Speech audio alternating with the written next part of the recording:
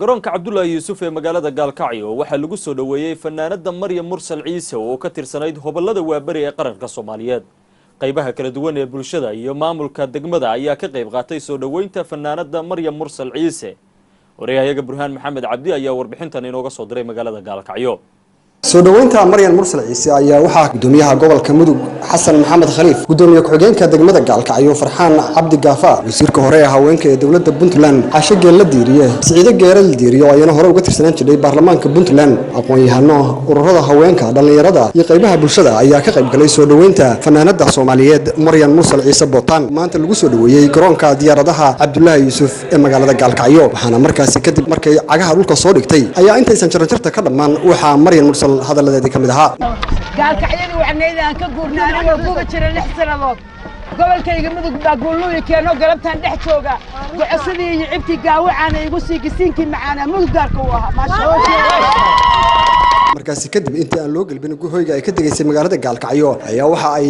dalxiis ku tagtay Yamayska, goobta caanka ee loo yaqaan Yamayska Gaalkacyo, halkaas oo ay ka hadashay dalxiiska iyo xiisaha iyo kalgacalka ay u qabto wadankeeda. waxaana halkaasi ka hadlay gudoomiyaha ururka dhalinyarada ee gobolka Mudug Duud Mudug Jaafar Yuusuf Cabdalla, waxaana hadaladiisa kamid ahaa maanta maalin axad ah hadaan nahay reer Mudug, hadaan nahay reer Gaalkacyo, farxad bay noo tahay dhammaan bulshada gobolka Mudug, dhalinyaro gabdho saxaafad maamul dawladeed dhammaanteen maanta quraxda cirida waxaan isugu soo baxnay maama Maryam Mursal Ciise Bootaan oo taqaanaan oo fanaanad heer qaran ah, fanaanad qaran Soomaaliyeed ah oo runtii Gaalkacyana iyo Mudugna heesa far badan u qaaday ka warqabtaan.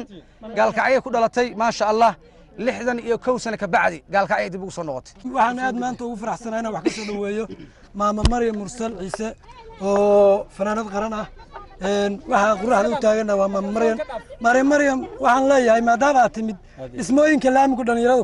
ku bilaabeen bari waa inaan nala shaqo tagtaa, laamiyada nala qurxisaa, waa inaan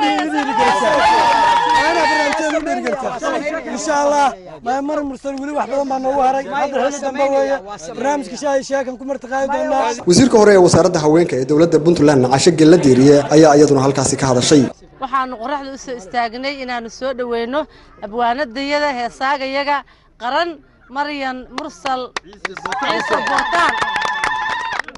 Maryam waxaan ku leenahay in ka soo catay fanaanad qaran oo Soomaaliya oo dhan soo ka mid tahay, haddana maanta waxaad joogtaa magaaladii aad ku dhalatay, waxaad joogtaa magaaladii Gaalkacyo, waxaad kor taagan tahay Yamayskii Gaalkacyo. marka hadal ahaan ma buuxsho waxaan rabnaa marka ugu horeysa inaad noo qaadid heestii ahayd Yamayskii aan bartaan u baahanahay. dhashiyo bartii Mudugay Yamayska bartaan u baahanahay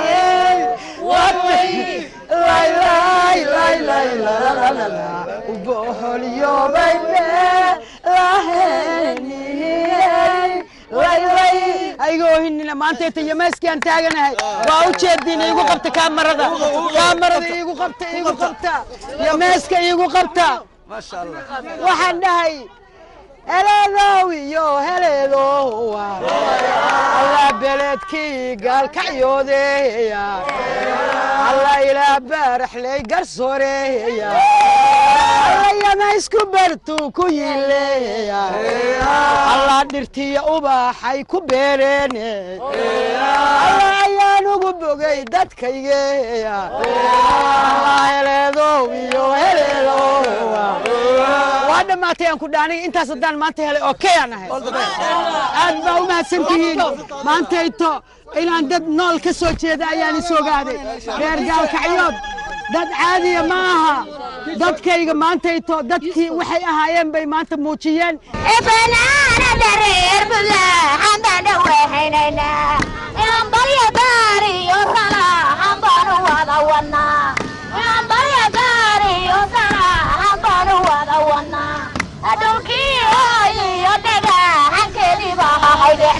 Maryam Mursal Ciise ayaa waxa ay horey uga soo degtay magaalada Boosaaso, waxayna sidoo kale toddobaadyadii ugu dambeysay ay joogtay magaalada Garowe. Burhaan Maxamed Cabdi, Puntland TV, Gaalkacyo.